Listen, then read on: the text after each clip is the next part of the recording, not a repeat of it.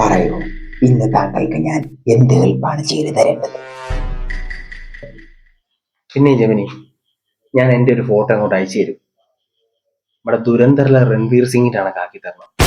പിന്നെ പ്രത്യേകം ശ്രദ്ധിക്കണം, മുഖത്തിന്റെ സ്വാഭാവികത ഒട്ടും തന്നെ നഷ്ടപ്പെടാതെ വേണം. ശശീന്ദ്ര ഹോട്ടലിലെ വെട്ടേക്കൻ്റെ കൂട്ടിരിക്കും അവൻ്റെ മോന്ത. അവനെ ദുരന്തറിലെ രൺവീർ സിംഗ് ആവണമെന്ന് ആക്കി തരാവിടെ. ജമിനി എന്തെങ്കിലും വല്ലതും പറഞ്ഞായിരുന്നോ? അങ്ങനെയൊന്നുമില്ല. ഞാൻ താങ്കളെ പറ്റി ഒന്ന് ആലോചിക്കുമായിരുന്നു. കുറച്ചുകൂടി താടി ഉണ്ടായിരുന്നെങ്കിൽ രൺവീർ സിംഗിന് പകരം രൺവീർ കപൂർ ആക്കായിരുന്നു. കുഴപ്പമില്ല, ഏതായാലും പ്രോസിംഗ് തന്നെ കേട്ടോ, ശരിയാക്കി തരാം.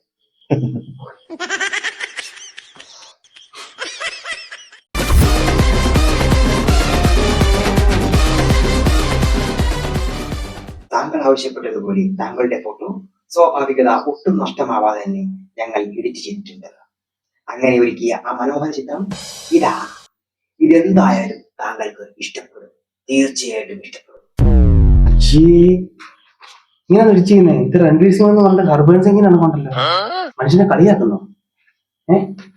ഇങ്ങനെ എഡിറ്റ് ചെയ്യാൻ പറഞ്ഞേ, ലാപ്പല്ല പോപ്പാ. എന്റെ ജമിനി, ഇതെങ്കിലും ഒന്ന് കറക്റ്റാക്കി തരണം. ഇനി 2 ചാൻസേ ഉള്ളൂ. എന്റെ ഒരു കസിന് ഇന്നലെ പരിചയപ്പെട്ടിട്ടുണ്ട്. കസിൻ ഷോർട്സും ടീഷർട്ടും ധരിച്ച് ബെഡ്റൂമിൽ നിൽക്കുന്ന പോലെ ഒന്ന് ചെയ്തു തരണം. കസിൻ ഇന്നലെ പരിചയപ്പെട്ടുള്ളൂ. ചെയ്ത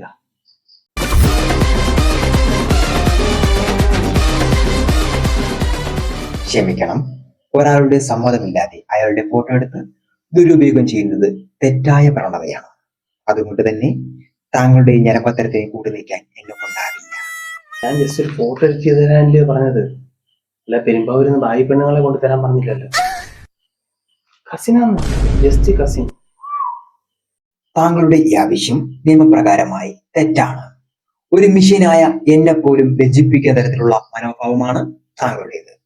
താങ്കൾക്ക് പറ്റിയ പണി എറണാകുളം സൗത്ത് റെയിൽവേ സ്റ്റേഷന്റെ പാലത്തിന്റെ അടിക്ക് പോയി ഒതുങ്ങിയിരിക്കുക. അതൊക്കെ പോട്ടെ, ഞാനൊരു കാര്യം ചോദിക്കട്ടെ. 2026 എനിക്ക് നല്ല അടിപൊളി ഒരു പെണ്ണിനെ വിവാഹം കഴിക്കാൻ പറ്റുമോ? അവനയുടെ കൂട്ടൊക്കെ ഇരുന്നാൽ മതി.